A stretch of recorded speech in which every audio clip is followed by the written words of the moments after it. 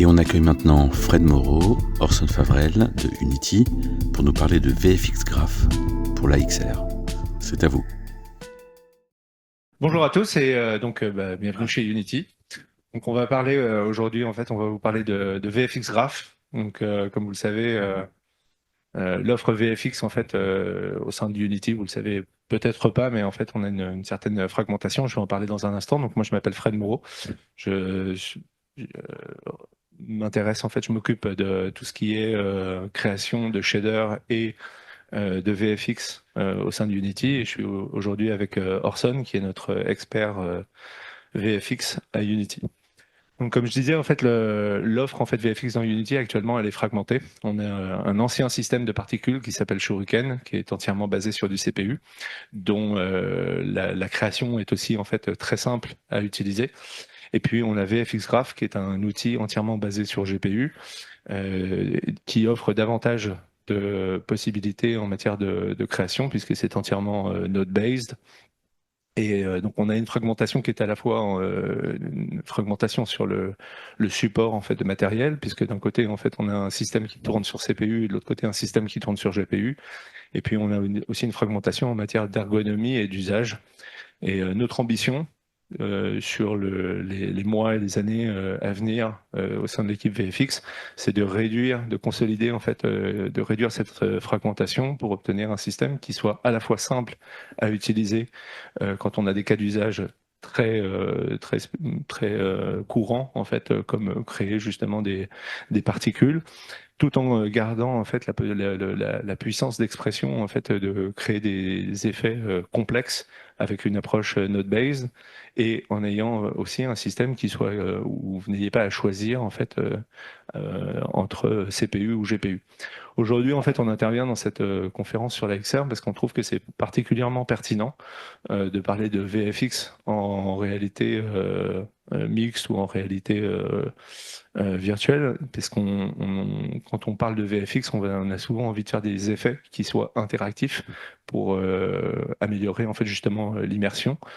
Donc quand on est dans un jeu qui n'est pas spécialement VR, déjà on a souvent envie de pouvoir interagir avec les effets, mais quand on est en VR, c'est encore plus vrai, et comme vous allez pouvoir le voir avec la démo que va vous présenter Orson, pouvoir rajouter de l'interaction avec les FX, ça améliore l'immersion, et ça présente aussi forcément des challenges techniques, puisque les plateformes XR sont pas forcément les plateformes les plus adaptées, les plus appropriées pour faire des FX. Orson, c'est à toi. Bonjour. Du coup, ouais, en effet, comme disait Fred, l'idée sur cette présentation, c'était vraiment s'axer sur l'interactivité des VFX. Et pour ça, on n'est pas parti de nulle part, on est parti d'un projet qu'on avait fait en interne, qui était une sorte de petite game jam fait sur 4-5 jours. On appelle ça les scénarios week chez nous, ça permet de tester le moteur en interne, les nouvelles versions, voir s'il y a des bugs, ainsi de suite. On est arrivé au bout de 4-5 jours, du coup, sur ce que vous pouvez voir à gauche, qui était une sorte de poker solitaire inspiré de Balatro, où grosso modo tout est fait en VFX. Les cartes, les bougies, le score, un peu tout. Et le projet, je me bats avec le micro, était de transférer et de créer, de reprendre les assets et de les transférer vers un projet VR, et de prendre chacun de ces VFX pour essayer de les rendre les plus interactifs possibles. C'est encore un work in progress, j'ai envie de dire, mais voici le résultat au bout d'une petite semaine, en fait, où l'idée c'était de pouvoir interagir avec les VFX de type environnementaux, mais aussi tout ce qui était VFX interactif, gameplay, comme les pièces qui vont servir au score, interagir avec les cartes qui sont ici aussi des particules, que des particules mesh. Et voilà, donc là, on a des effets de lévitation qui ont été mis en place en fonction de l'angle et la distance avec les mains. Et pour finir, le VFX sur lequel on va un petit peu se focaliser, qui devrait arriver là, qui est une bougie, une simple bougie, qui est toute faite en VFX, que ça soit le corps de la bougie en particule mèche ou la flamme, ainsi de suite, et qu'on peut allumer, qu'on peut éteindre, et qui, en fonction de son orientation, de sa vitesse va faire des coulures de cire avec des trails. Ça va aussi faire aussi des petites particules qui vont dropper de cire et qui vont faire des petits décals sur la table, ainsi de suite. Donc vraiment, cette idée de réussir à faire un VFX qui est vivant et qui réagit au player input. On va passer du coup directement dans le moteur, si on veut bien. Donc voilà le résultat de la scène. Comme je l'ai dit, c'est encore un work in progress. On a visé en tant que target le Quest 2 en standalone, mais pas encore faire raccord sur les perfs. On est plutôt entre 65 et 72 FPS. L'idée, c'est d'améliorer ça au fur et à mesure. Et sans plus tarder, on va s'attacher à la création de cette bougie ici, sous forme d'une sorte de breakdown inversé, on va dire. Donc pour ça, j'ai chargé une autre scène sans oui, parasite. Voici. Et pourquoi j'ai pas du tout de... Ah oui, c'est parce que... oh, voilà. Donc on va partir de ce cylindre sur lequel j'ai créé un VFX de cette manière. Quand vous créez un nouveau VFX, vous arrivez sur ce qu'on appelle la template window qui permet tout simplement de créer des VFX à partir de templates afin d'accélérer le processus de création. Et dans le cadre de cette présentation, j'ai créé un custom template, ce que vous pouvez faire aussi pour aider en fait enforce une guideline artistique ou technique aux équipes. Là, c'est juste pour aller plus vite là où on veut aller. Comme vous pouvez voir, c'est un VFX qui est pour l'instant très simple, c'est juste une particule. Donc on va se concentrer sur une particule et essayer de lui donner le plus de vie possible. Comme vous pouvez le voir, à droite, c'est l'interface de VFX et on a juste un système qui affiche une particule. Et ici, c'est plein de petits, on va dire des bols d'ingrédients qu'on va venir incorporer au fur et à mesure à la recette principale. Pour ceux qui connaissent pas du tout VFX Graph, avant tout, VFX Graph, c'est un node-based tool qui a un flow qu'on appelle vertical, qui s'exécute de haut en bas avec des contextes qui sont reliés les uns aux autres. Ça commence par le spawn context, qui, comme son nom l'indique, permet de spawner des particules. Ensuite, on va enchaîner avec l'initialize context. Ici, c'est tout simplement là où vous allez setter les attributs de vos particules, avec des blocs que vous allez insérer dans vos contextes. Les attributs, comme ici, du coup, la position, c'est des petites, c'est des propriétés de vos particules qui sont stockées par particule et le raccourci, oui, et qui permettent en fait de régir l'aspect, le comportement de vos particules. Donc on peut penser à la vélocité, la masse, ainsi de suite, ou ça peut aussi régir l'aspect visuel de vos particules. Par exemple, on pourrait trouver la color ici. Donc si je veux setter la couleur, j'ai soit pouvoir faire un drag and drop pour guetter la valeur de la couleur ou directement la setter de cette manière. Là, je vais pouvoir setter la couleur de ma particule quand elle naît. Suite à l'initialize context, on a l'update context qui est lui exécuté chaque frame. C'est un petit peu l'équivalent de l'update fonction dans un C#. Et c'est ici le plus souvent que vous allez setter tout ce qui est force, collision, gravité, ainsi de suite. Et pour finir, on est relié à l'output context qui va servir à tout ce qui est visuel. Donc c'est le shading.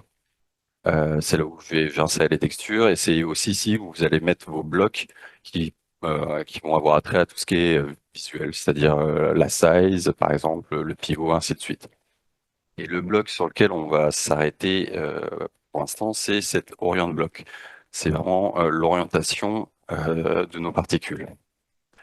Comme vous pouvez le voir ici, on a pour l'instant juste une belle particule qui s'oriente face caméra position, ce qui n'est pas vraiment ce qu'on veut pour une bougie. On va vouloir dans un premier temps qu'elle s'oriente en fonction d'un upward vector. Et pour ça, on va utiliser la vélocité. C'est ce que j'ai fait ici, j'ai changé le mode pour le passer en long velocity. Et maintenant, il faut qu'on intègre de la vélocité. On va bien sûr faire quelque chose d'un peu plus intéressant que ça, mais d'abord, mettons un upward. Donc, j'ai supprimé ce contexte et branché ces premiers ingrédients. Ce qui se passe ici, avec le blend vélocité, c'est que je vais tendre chaque frame, en fait, vers ce vecteur. Juste en ayant fait ça, en tendant justement vers ce vecteur, maintenant, quand je réoriente ma particule, au fur et à mesure, on peut voir qu'elle va toujours vouloir tendre vers ce hub vector. Maintenant qu'on a ça, l'idée, c'est d'intégrer la vélocité de notre GameObject. Pour ce faire, en fait, on va toujours jouer avec cette vélocité, on va mixer les vélocités ensemble. C'est ce que je fais ici, on va activer ce blend vélocité, et c'est là-dedans qu'on va en fait intégrer la vélocité de notre GameObject. Pour ce faire, on peut créer des properties. Dans VFXGraph, il y en a plein de types. Dans ce cas-là, je vais créer un vecteur que je vais appeler vel, et je vais directement le mettre dedans. Ces propriétés, vous pouvez ensuite, si je sélectionne mon ami là, l'accepter directement par instance, et vous pouvez bien sûr l'accepter en script. Ce qui est sympa avec VFXGraph, c'est que vous avez fournir ce qu'on appelle un property binder, qui vous permet de manière quasiment codeless en fait de binder vos properties. C'est ce que je vais faire ici de cette manière. Je vais aller récupérer du coup hop, ma propriété et je vais lui assigner mon GameObject. De cette manière, on devrait déjà avoir voilà, une flamme qui est un tout petit peu plus intelligente, un petit peu plus interactive, qui réagit à la vitesse de mon GameObject et à son orientation. Maintenant, encore une fois, on va aller un peu plus loin et cette fois-ci essayer d'avoir une interaction entre cette flamme et les input contrôleurs du joueur. L'input contrôleur, il est représenté par la main qu'on peut voir à gauche et on va commencer à intégrer les autres parties qui sont ici. Donc là, ce qui se passe, c'est assez simple, c'est juste un calcul de distance avec un opérateur qui est fourni clé en main. Une distance entre la particule position et l'input position. L'input position, c'est une propriété que j'ai déjà pluguée sur la main ici. Et on a aussi un sphère radius. En gros, ça va être le radius d'influence. Quand je suis dans le radius, je vais vouloir pusher ma particule, la repousser. Et quand je suis pas dans le radius, je ne fais rien du tout. Pour ce faire, on va créer du coup un autre bloc. Ici, j'ai déjà activé le fait de stocker le calcul de distance que j'ai fait ici. Et ensuite, je vais rajouter un bloc. Je vais ajouter à la vélocité courante de ma particule un nouveau vecteur qui est calculé ici. C'est des maths qui sont assez simples, on va dire. C'est juste une soustraction entre la main et la particule position. Le tout est normalisé et multiplié par cette fameuse distance. En faisant ça et en intégrant ça à chaque frame, du coup, on va arriver à quelque chose qui va permettre, en fonction de la proximité à la sphère, de repousser la flamme, en fait. On peut avoir quelque chose d'un peu plus prononcé de cette manière et on commence à avoir une flamme qui réagit un petit peu à l'input contrôleur et toujours à la vélocité du GameObject, ainsi de suite. Maintenant, cette flamme, bon, elle commence à réagir à peu près correctement, mais bon, elle est un peu statique, donc on va essayer de travailler un petit peu sur son visuel. Pour ce faire, j'ai me débarrassé de cette... en fait, on va le garder un petit peu. On va d'abord le convertir pour utiliser un shader graph output. Ça permet de customiser notre shader avec un shader graph qui est juste ici, parce qu'il y a une très bonne synergie entre shader graph et VFX graph. C'est des paradigmes assez similaires, on est sur du node base. Et comme vous pouvez le voir, et là on a un shader qui est assez simple, c'est juste une texture de flamme et de l'UV distorsion. Une distorsion qui est contrôlée encore une fois avec des properties. Donc là j'expose la couleur, j'expose la force de distorsion et sa vitesse. Et ce qui est super intéressant, c'est qu'une fois que ces properties sont exposées, en fait je vais pouvoir contrôler des aspects. Qu'est-ce que j'ai fait? Je vais pouvoir contrôler des aspects de mon shader directement dans VFXGraph. Donc per particle, je vais pouvoir influencer en fait la manière dont réagit mon shader avec les propriétés de mes particules. Donc c'est ce qui est fait ici. Donc on va récupérer ça, on va détailler un petit peu ce qui s'y passe. J'ai supprimé cette partie là et mettre notre ami ici. Donc, comme je vous l'ai dit, là on est sur la même chose, sauf qu'on a ajouté un petit peu de distorsion sur la flamme pour la rendre un petit peu plus vivante. On a toujours une particule, mais on va lui donner du coup en renseignement au shader, je vais lui donner du coup les propriétés de ma flamme. Donc je lui donne et la position et la vélocité qu'on a calculée en amont, ainsi que la distance du coup au player input. Et ce que ça permet, c'est que ça me permet de contrôler en fait la force de distorsion et sa vitesse. Ce qui va faire que plus je vais aller vite, plus la distorsion va être forte, et plus je vais me rapprocher, plus la distorsion va être forte. Pour vraiment créer cette impression d'interaction avec notre environnement. De là, on peut aller encore plus loin, ajouter plus de logique un peu custom. C'est ce qui se passe dans les blocs un petit peu suivants. Là, ce que je fais, c'est que je vais juste faire moduler la size sur l'axe Y, et ce, bêtement, en fait, avec un dot product entre la vélocité et le upward. Et ça va juste, en fait, me donner un petit effet de squash and stretch en fonction de la direction de la vélocité. C'est-à-dire que je vais pouvoir étirer la particule si j'ai à l'inverse, ou au contraire la squasher si ça va dans le sens. Un peu comme se comporterait une flamme. Ensuite, toujours pour ajouter un petit peu de fonctionnalité à cette bête particule, j'ai rajouté une propriété que j'ai créée ici pour driver un attribut qui s'appelle alive, qui permet tout simplement de tuer ou non le rendu de la particule. C'est ce qu'on peut faire ici, donc ça va me permettre à terme d'allumer et d'éteindre la particule. Donc tout ça peut être prototypé par un VFX artist ou un technical artist de manière tout à fait code-less, et après on peut donner ça au gameplay programmeur pour prendre la main dessus. Ensuite, toujours pour rendre cette petite flamme un peu plus vivante, on peut bien sûr faire moduler la couleur. Du coup, je peux me rapprocher. Cette couleur-là, je la fais juste moduler en fonction d'un noise qui est samplé dans le temps. Et on va faire la même chose avec la size. Et on commence vraiment, en fait, on est parti d'une simple particule, et en ajoutant des petits briques de comportement à quelque chose de beaucoup plus vivant, en fait, qui va réagir correctement, et avec lequel on va pouvoir vraiment euh, jouer en VR. Après VFX Graph, une des puissances de VFX Graph, c'est de pouvoir avoir plusieurs systèmes dans le même graphe, et aussi de même pouvoir rendre chaque particule plusieurs fois. C'est-à-dire que là, je la rends avec un shader graph, mais en fait, on peut coller plusieurs rendus sur les mêmes particules, si j'ai envie de dire. Et donc, dans ce projet VR, on s'est bien rendu compte que les performances, c'était crucial, et du coup, forcément, on a désactivé le post-processing, ainsi de suite. Donc, pour faire du bloom, on en revient à des techniques un petit peu à l'ancienne qui vont être de avoir un fake quad additif par-dessus. Donc là, on peut le faire de manière très simple sur la même particule. Et ce qui est intéressant, vu que tout réside dans le même système, c'est qu'on peut pouvoir synchroniser tout ça. Donc les computations qu'on a pu faire ici sur la color et la size, on peut directement les réutiliser, les plugger, et on va avoir une synchronisation parfaite entre tout ça. Je vais y arriver. Et là, voilà, on a une impression de glow, en tout cas sans post-processing, avec une seule particule rendue deux fois. Et puisqu'on peut faire ça, on va pouvoir faire ça une troisième fois en mettant carrément un particle mesh. Mais avant de faire ça, j'aimerais juste changer l'orientation. C'est vrai qu'en VR, tout ce qui est les quads qui sont facecam ou face position, ça peut vite briser l'immersion ou l'impression de volume. Du coup, VFX Graph permet d'avoir plein de modes d'orientation différents. Et vous pouvez créer vos propres modes d'orientation comme vous l'entendez en fait. Et dans ce cas-là, on en a créé un sous forme de subgraph.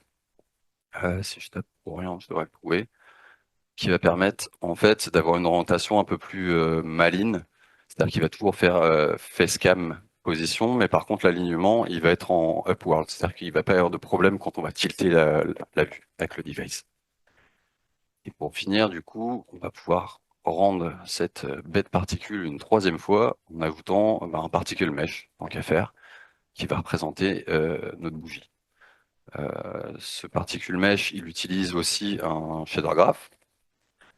Il utilise aussi un shader graph pour pouvoir contrôler encore une fois la couleur et ainsi de suite.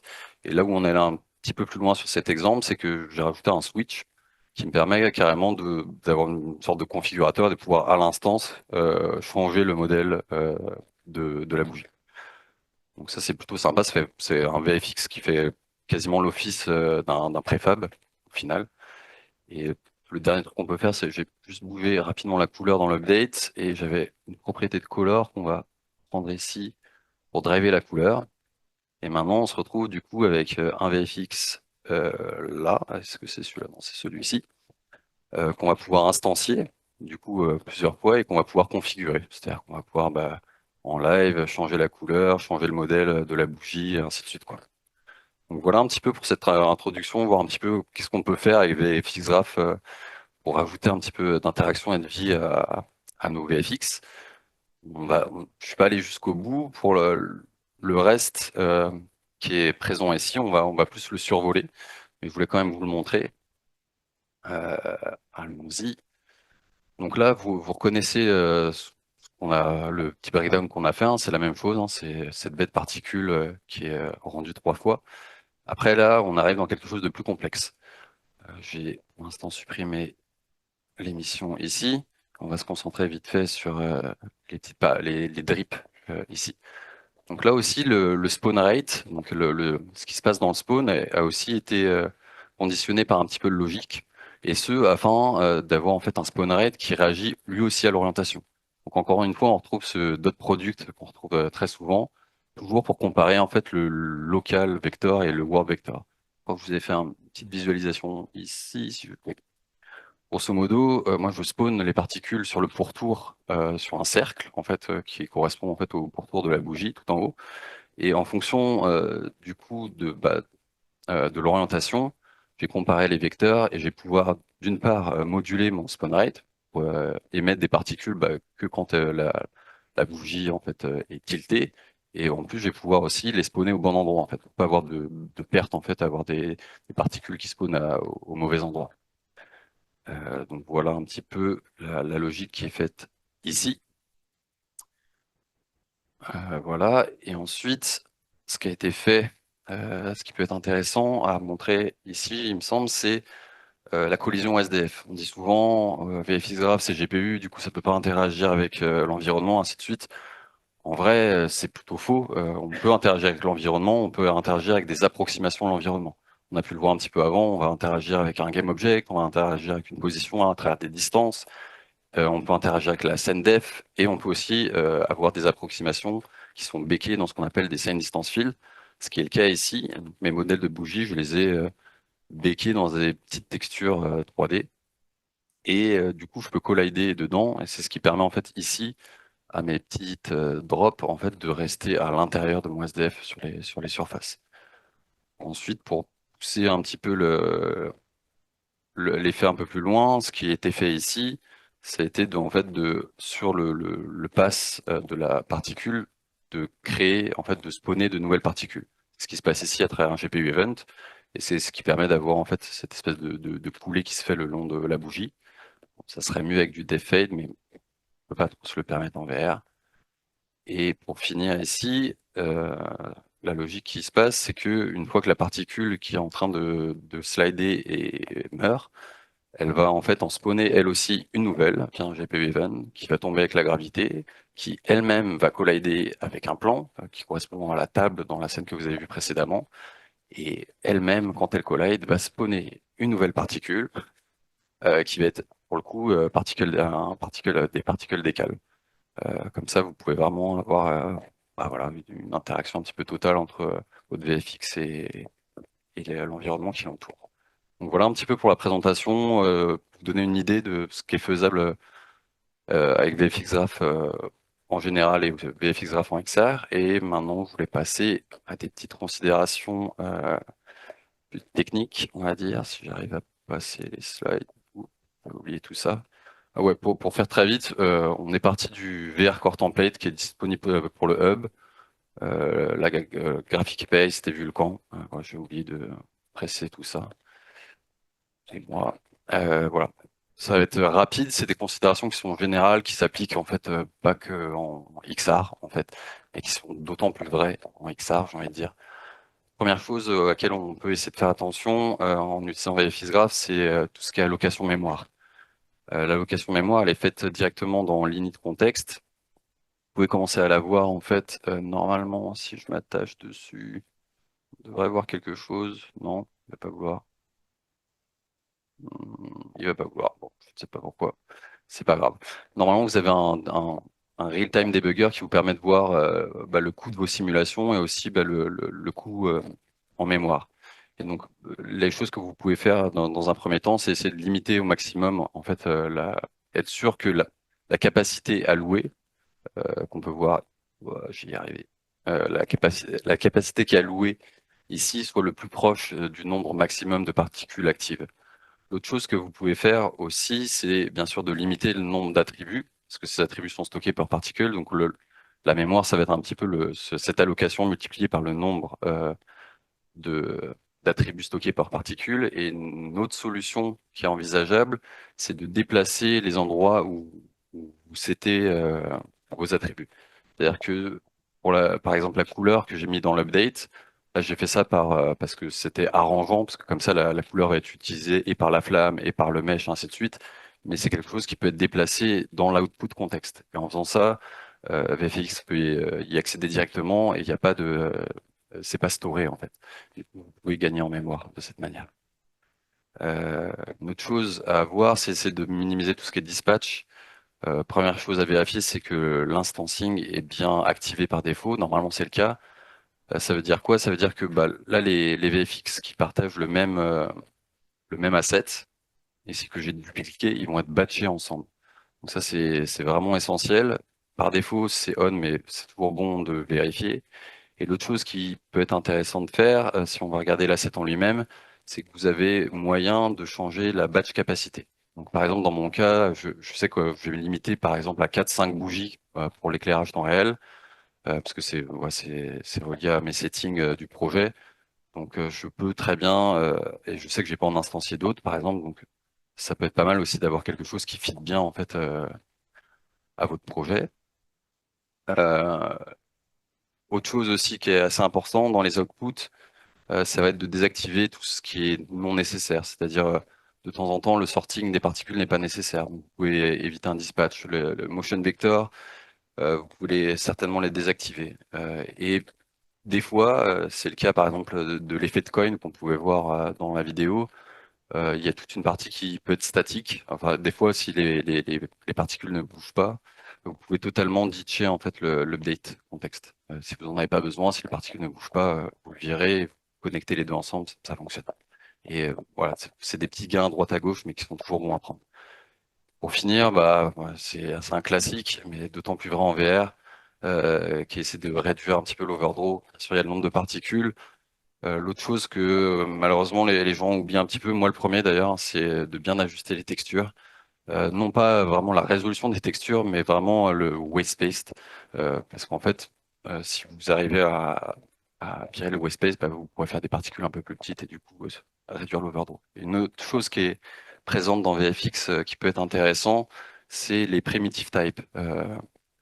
VFX vous permet de rendre vos particules sur des quads, bien sûr, mais aussi sur des mèches, comme on l'a vu, mais aussi sur des triangles ou des octogons. Des octogones, pardon. Et du coup, en faisant ça, vous avez un slider qui vous permet en fait de cropper votre particule. Donc, vous avez un peu plus de vertex, mais beaucoup moins d'overdraw.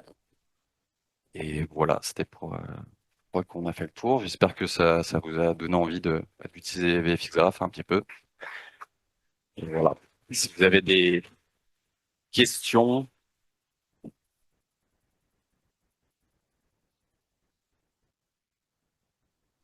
Tu as montré à un moment que, avec tout ton parcours dans ton ça, tu peux sortir sur de Mhm. et vraiment tu le sors sur le modèle 3D. Mhm. J'ai une question, parce qu'en fait, dans ton parcours avant, il y a vraiment le côté, je modifie la distorsion. Mhm. Et du coup, on m'avait demandé pourquoi est-ce que le modèle 3D n'est pas distordu si tu branches cet output de modèle 3D sur le même arbre de décision dessus. D'accord. Bah, clairement, parce qu'en fait, la distorsion, elle est faite vraiment sur le quad de la flamme. Mais ça, c'est juste la particle data, en fait.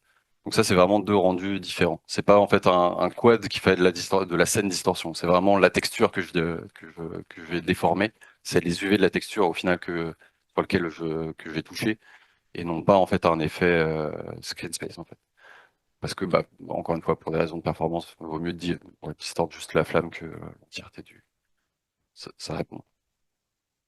Ton node de distorsion, du coup, ton node de distorsion, il n'agit que sur les éléments qui sont à sa gauche et pas sur les éléments qui sont tous les éléments qui sont en dessous, Ouais, c'est il ça? agit que sur le quad qui rend la flamme. Voilà. Ok. On pourrait faire quelque chose, mais du coup, il faudrait utiliser la scène color ou ce genre de truc, ce qu'on va essayer d'éviter en VR.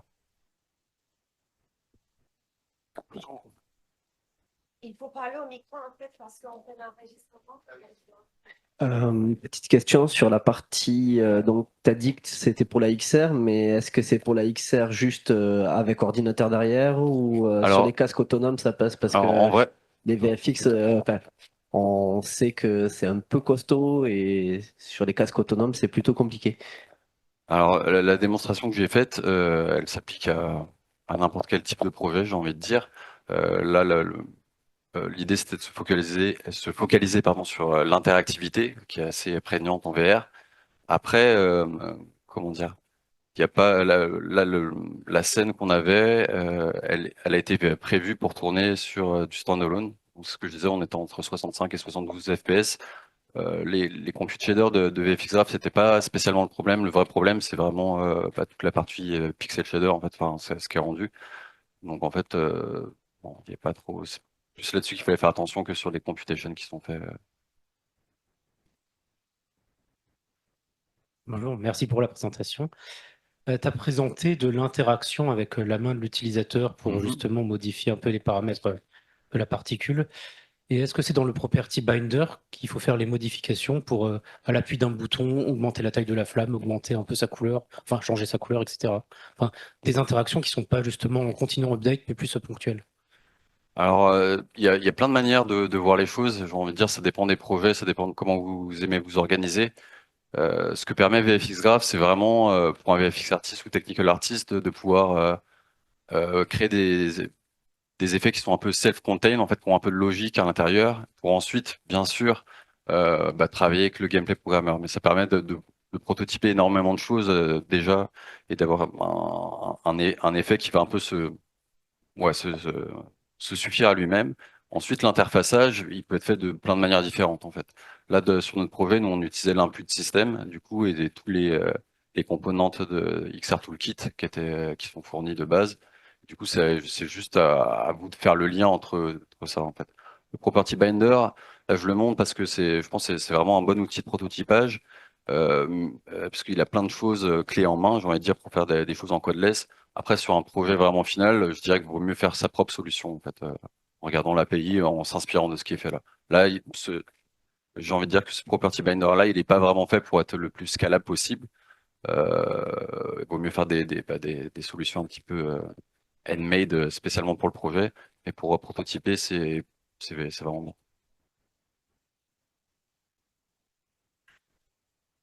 Merci. C'est plus pour ma culture personnelle, mais on a un flou qui est tout le temps entretenu sur la nécessité de builder sur Vulkan avec le VFX Graph. Ah, c'est pas flou, c'est le cas. C'est le cas. Ouais, c'est Il le cas. faut absolument être Oui, sur en Vulkan. gros, VFX Graph, à l'heure actuelle, tourne entièrement sur le GPU. Et du coup, on a vraiment besoin de Compute Shader Support. Et c'est Vulkan qui le permet sur tout ce qui est VRXR. Très bien, merci.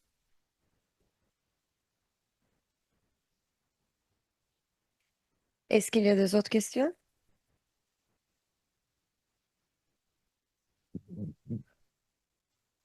Bonjour. Mais du coup, si c'est que Vulkan, ça veut dire que ça marche pas sur d'autres casques qui sont genre métal, par exemple, sur Vision Pro ou, C'est une bonne question. J'avoue, sur casque métal, vous passerez Vision OS, c'est ça? J'avoue que j'ai pas encore trop exploré ce device. Je sais qu'il y a eu une intégration qui a été faite, mais pas par l'équipe VFX Graph, qui avait l'air fonctionnelle. Mais ouais, on peut revoir ça ensemble. Mais c'est vrai qu'on n'a pas trop encore regardé cette partie-là. C'est vrai que c'est pas un device qui est encore très très ouais, qui est pas encore très très usité, on va dire, de par son prix. On applaudit Orson et Fred pour cette présentation. Merci beaucoup.